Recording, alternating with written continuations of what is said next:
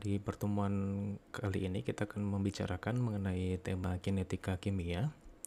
Tema kinetika kimia sendiri itu akan terbagi menjadi dua bagian. Di bagian pertama kita akan membicarakan mengenai beberapa hal atau besaran-besaran yang perlu kita ketahui ketika membicarakan mengenai kinetika kimia. Seperti namanya ya, kinetika kimia itu nantinya berhubungan dengan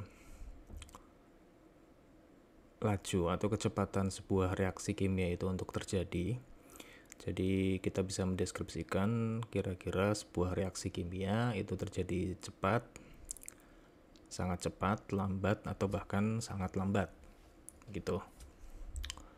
Nah, katakanlah di gambar yang terlihat di slide ini kita punya 3 buah contoh reaksi ya. Misalkan kita punya reaksi pembakaran hidrokarbon. Di sini ketika kita menyalakan lilin sebagai contoh, di sini reaksi yang terjadi itu cenderung cepat karena adanya pembakaran terhadap hidrokarbon sebagai zat dari lilinnya itu sendiri. Itu akan mendeskripsikan atau akan terjadi reaksi pembakaran dengan cepat ketika ada oksigen yang terlibat di situ. Kemudian untuk contoh berikutnya itu misalkan kita bicara mengenai proses reaksi pengkaratan ya, atau proses pengkaratan besi begitu, atau korosi, dimana ketika besi yang pada awalnya itu bersih seperti ini ya, kemudian seiring berjalannya waktu karena ada paparan dari oksigen, kemudian ada paparan dari air dan seterusnya, itu nanti akan timbul reaksi oksidasi dan reaksi-reaksi lain yang menyebabkan besi itu nantinya akan berkarat atau mengalami korosi begitu. Namun demikian prosesnya ini tidak serta-merta terjadi, tidak seperti reaksi yang pertama.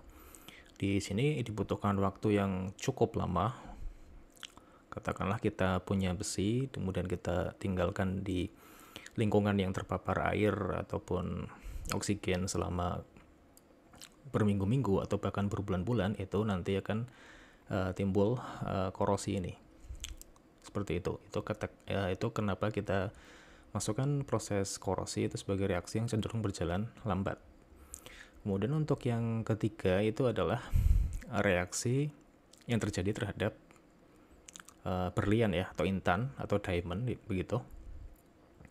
Dimana pada hakikatnya intan atau berlian itu sebetulnya tidak berada pada posisi atau pada keadaan yang stabil. Dia dikatakan dalam kondisi yang metastabil. Sehingga kalau kita biarkan demikian, biarkan begitu saja seperti itu, nantinya lama-kelamaan diamond atau berlian itu akan kembali ke posisi atau ke keadaan yang lebih stabilnya, yaitu grafit. Jadi diamond itu nantinya akan secara otomatis begitu menjadi grafit sebagai isotop karbon yang lain. Tetapi proses yang dibutuhkan memang sangat amat lama sekali. Itulah kenapa kita tidak bisa melihat proses yang cukup natural dari berlian atau intan ini untuk kemudian dia menjadi grafit. Grafit ini biasanya kita temukan di bahan pensil yang biasa kita lihat sehari-hari. Itu bahannya adalah grafit.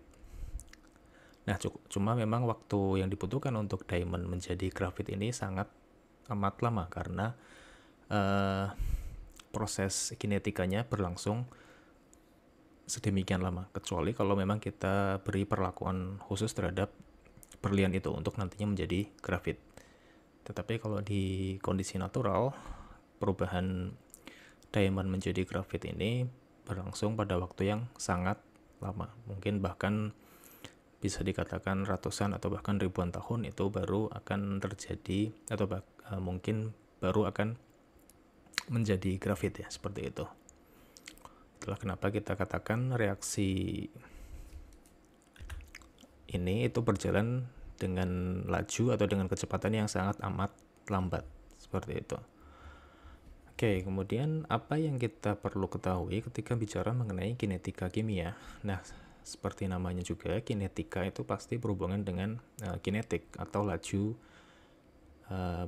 reaksi gitu. Nah, itulah yang akan menjadi fokus pembahasan kita di pertemuan 1 ini mengenai kinetika kimia. Katakanlah saya punya reaksi seperti ini, saya punya 2 buah reaktan, ada A dan B, kemudian nantinya setelah reaksi itu berlangsung akan terbentuk C sebagai produk akhirnya. Nah, seringkali kita bisa mendeskripsikan perubahan konsentrasi dari masing-masing spesies ya, perubahan dari spesies reaktan A dan proses perubahan spesies reaktan B serta terbentuknya produk C, yaitu dalam grafik konsentrasi versus waktu gitu ya. Jadi konsentrasi itu nantinya akan memiliki satuan mol per liter atau molar. Kemudian untuk waktu sendiri kita bisa deskripsikan dalam berbagai satuan waktu. Di sini saya pakai contohnya second saja. Nah, di sini kita bisa mendeskripsikan 3 buah kurva yang terjadi ketika bicara tentang reaksi secara keseluruhan. Nah, yang terjadi di sini untuk reaktan A itu seiring berjalannya waktu itu konsentrasi reaktan A itu akan berkurang. Sehingga dideskripsikan, misalkan saya punya konsentrasi awalnya itu sekian mol per liter atau sekian molar begitu, maka lama-lama seiring berjalannya waktu itu akan berkurang karena reaktan A itu akan dikonsumsi untuk bereaksi dengan reaktan B sehingga nantinya akan memproduksi produk C seperti itu. Begitu pula dengan reaktan B. Reaktan B pun akan dikonsumsi cuma dengan rate atau laju yang berbeda dengan reaktan A. Nah, sehingga kurvanya pun akan menurun seperti ini, lama-kelamaan akan berkurang jumlah konsentrasi dari reaktan B-nya. Kemudian dari sudut pandang produk atau spesies C berarti ya, itu yang terjadi adalah seperti ini. Jadi mula-mula di awal waktu itu tidak ada spesies C yang terjadi. Kemudian seiring berjalannya waktu, karena ada proses reaksi yang terjadi antara A dan B dan C pun mulai muncul, maka lama-lama C sebagai produk itu akan mulai muncul dan seterusnya seperti itu. Kemudian akhirnya akan terjadi kesetimbangan ya. Jadi antar ketiga spesies ini, antara A, B, dan C itu nantinya akan terjadi kesetimbangan sehingga tidak terjadi lagi reaksi. Oke, nah kita bisa deskripsikan laju hilangnya reaktan A sebagai ini adalah laju hilangnya reaktan A, laju hilangnya reaktan B, dan laju terbentuknya produk C ya. Jadi untuk laju hilangnya reaktan A sendiri bisa kita deskripsikan dalam bentuk diferensial seperti ini, dA dt, di mana A itu adalah konsentrasi reaktan A. Ini alternatifnya bisa juga mungkin kita tulis sebagai delta ya. Jadi kita tulis sebagai delta konsentrasi A per delta T. Cuma biasanya untuk delta itu bisa kita gunakan ketika bicara dari 2 sudut pandang titik ya. Misalkan saya ambil titik ini dengan titik ini gitu ya. Itu kan delta T-nya tertentu. Nah, perubahan konsentrasi di titik pertama ke titik kedua itu berapa? Itu bisa kita deskripsikan sebagai deltanya. Nah, ketika mendeskripsikan kurva, ya kita bisa pakai bentuk diferensialnya saja karena ini lebih general ya, atau lebih umum untuk digunakan ketika membicarakan proses yang terjadi sepanjang kurva ini. Oke, kemudian untuk hilangnya reaktan B sendiri ketika dikonsumsi dalam proses reaksi itu juga mirip, yaitu bentuknya adalah dB dt seperti ini. Dan terbentuknya produk C itu akan terbentuk seperti ini, dC dt. Oke, itu secara umum seperti ini. Kemudian kalau begitu kita bisa deskripsikan apa kira-kira satuan laju reaksi. Ya, kita bisa lihat dari pembilang serta penyebutnya. Satuan laju reaksi Atau misalkan kita analogikan dengan satuan laju gerak dari benda begitu ya. Kalau laju gerak berarti kan meter per second, jadi ada perubahan atau perpindahan benda dalam satuan meter dibagi dengan satuan waktu.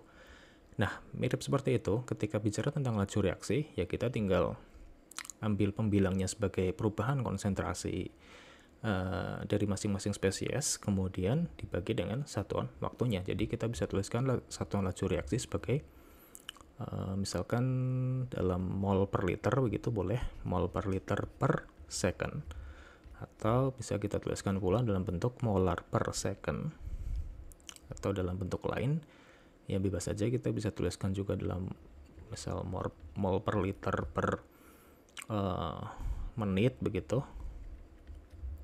atau molar per menit, atau molar per menit, atau per jam, dan seterusnya. Ini bebas karena kita bicara reaksi yang bisa kita bicarakan dari sudut pandang yang rentang waktu pendek, atau bisa kita bicarakan dari sudut pandang rentang waktu yang cukup panjang, misalkan jam, hari, dan seterusnya. Itu bisa kita manfaatkan. Jadi satuannya nanti tinggal mengikuti kita sudut pandang waktunya itu dalam rentang waktu apa, apakah dalam waktu second, menit, jam, atau yang lainnya. Seperti itu. Oke, kemudian dengan demikian kita bisa deskripsikan laju reaksi itu sebagai laju munculnya produk ataupun laju hilangnya reaktan. Atau dalam penulisan yang lebih umum kita bisa tuliskan dalam bentuk seperti ini. Jadi laju reaksi itu adalah dCdt atau perubahan laju munculnya reaktan ya, laju munculnya produk, atau laju hilangnya reaktan A serta laju hilangnya reaktan B. Di sini yang perlu diperhatikan adalah ada tanda minus untuk bagian reaktan, karena reaktan itu nanti akan dikonsumsi selama reaksi sehingga nilainya berkurang. Seperti itu.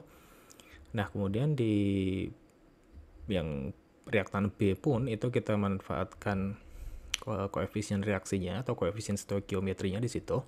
Jadi kita sesuaikan sehingga ketika kita punya 2B sebagai koefisien stoikiometri, otomatis ya di bagian laju reaksinya pun akan kita bagi 2 karena lajunya akan menjadi setengah dari yang lainnya.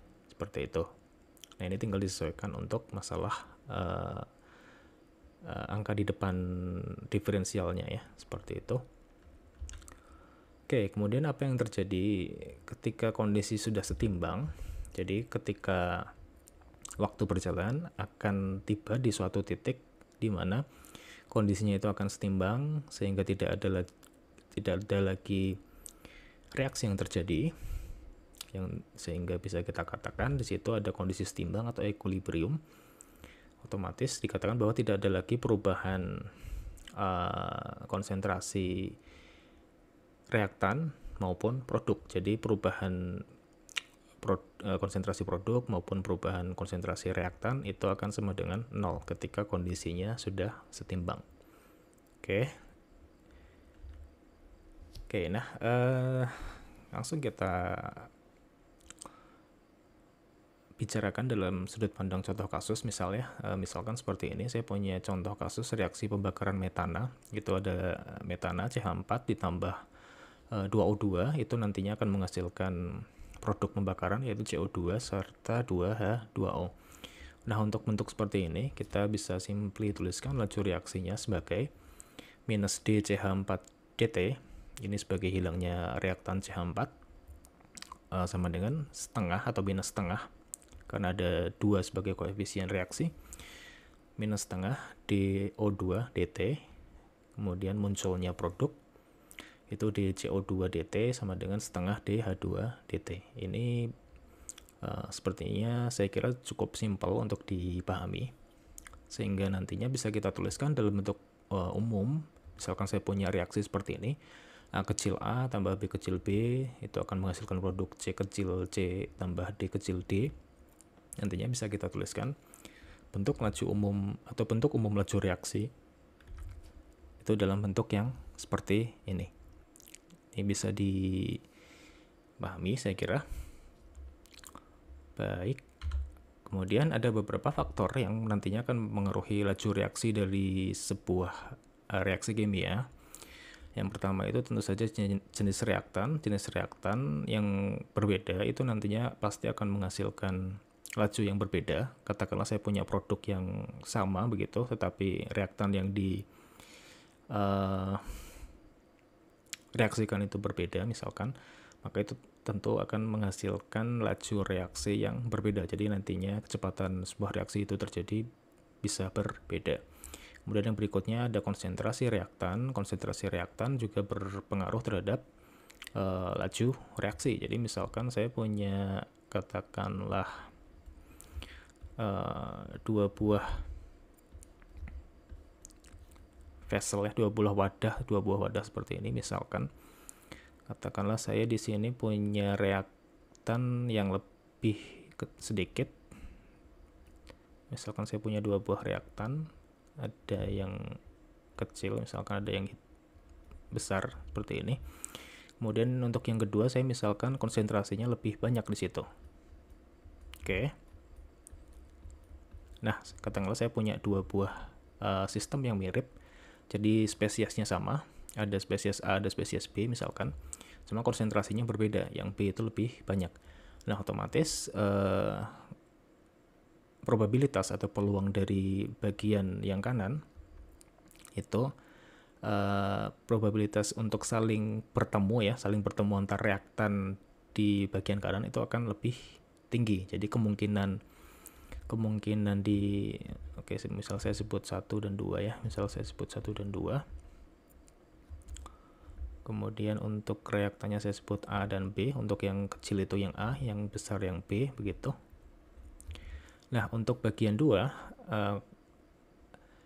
partikel atau reaktan A itu kemungkinan bertemu dengan reaktan B itu akan lebih besar dibandingkan bagian 1. Nah, otomatis karena kemungkinan mereka bertemu itu lebih besar, otomatis kemungkinan terjadinya reaksi itu juga akan lebih besar, sehingga bisa diasumsikan atau disimpulkan bahwa nantinya laju reaksi pada bagian 2 pun akan lebih cepat atau lebih tinggi. Jadi lajunya lebih cepat, reaksi yang terjadi lebih besar begitu ya. Oke, itu dari sudut pandang konsentrasi reaktan. Kemudian berikutnya untuk temperatur, itu juga mirip sudut pandangnya. Misalkan saya punya 2 buah reaksi juga yang punya isi reaktan yang sama, katakanlah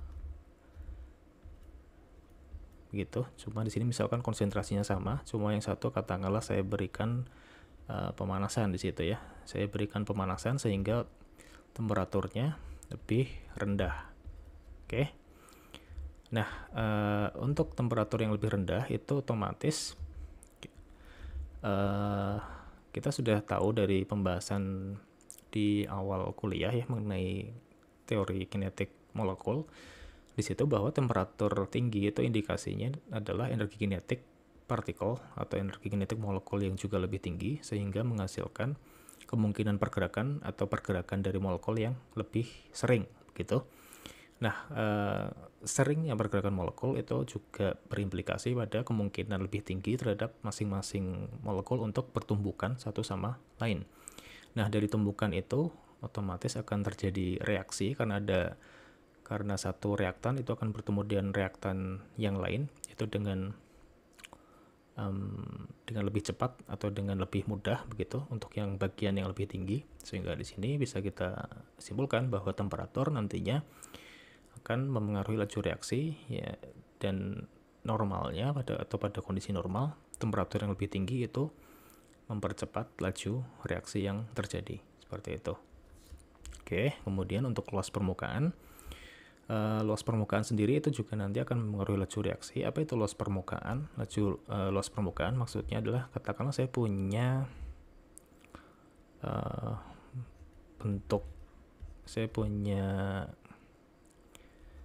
balok misalnya, saya punya balok di situ. Nah, misalnya saya punya balok seperti ini.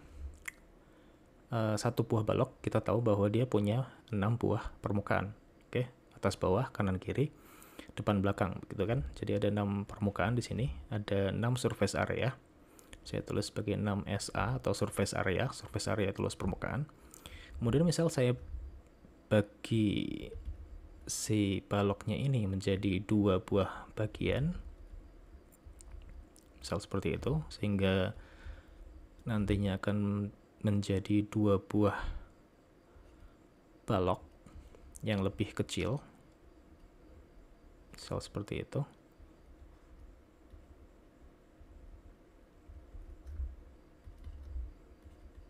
Oke, nah otomatis kalau kita punya balok yang lebih banyak, jadi di sini kita punya 2 buah balok ya, 2 buah balok yang kalau dijumlahkan ya sebenarnya ukuran volumenya itu sama, cuma di sini saya menjadi punya 12 luas permukaan. Jadi ada 12 permukaan ya, ada 12 luas permukaan untuk bagian yang kedua ini yang sudah dibagi. Jadi otomatis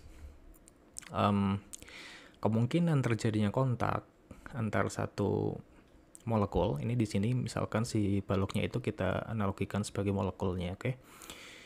Nah, si balok ini karena punya luas permukaan yang lebih banyak, maka kemungkinan dia untuk kontak dengan reaktan lain, misalkan saya punya reaktan yang kedua begitu ya, misalkan seperti itu. Nah, kemungkinan dia kontak dengan reaktan yang kedua ini akan lebih besar karena ada kemungkinan dia kontak dengan bagian yang atas atau yang bawah, depan, belakang, dan seterusnya. Dan ada 12 kemungkinan kontak ketika saya punya 2 buah balok seperti ini. Sedangkan untuk yang pertama saya hanya punya 6 kemungkinan kontak yang bisa terjadi. Jadi karena ada lebih banyak kemungkinan untuk kontak dengan reaktan yang kedua, otomatis kemungkinan terjadinya reaksi itu pun akan lebih besar. Seperti itu. Nah, otomatis kalau kita punya kemungkinan terjadinya reaksi yang lebih besar, maka reaksi yang terjadi juga lebih banyak, sehingga laju reaksi yang terjadi pun bisa lebih tinggi. Seperti itu. Itu kalau kita bawa sudut pandang luas permukaan sebagai faktor yang mempengaruhi laju reaksi. Oke. Kemudian untuk yang lain, misalkan katalis dan radiasi, ini konteksnya lebih ke adanya pengaruh eksternal. Seperti itu. Jadi misalkan saya punya katalis, saya punya reaksi tertentu di situ, kemudian saya tambahkan sebuah katalis yang bisa mempercepat reaksi itu, ya otomatis reaksi tadi bisa lebih cepat begitu ya, dibandingkan ketika tidak ada katalis. Nah, ini konteksnya banyak digunakan nanti ketika kita bicara dari sudut pandang misalkan reaksi-reaksi yang terjadi dalam tubuh gitu ya. Misalkan kita bisa tuliskan contoh katalis yang terjadi atau yang digunakan dalam tubuh itu, misalkan ada enzim gitu ya. Enzim itu adalah salah satu biokatalis yang fungsinya untuk mempercepat reaksi-reaksi kimia yang terjadi di dalam tubuh kita. Ini mungkin nanti bisa kita bicarakan.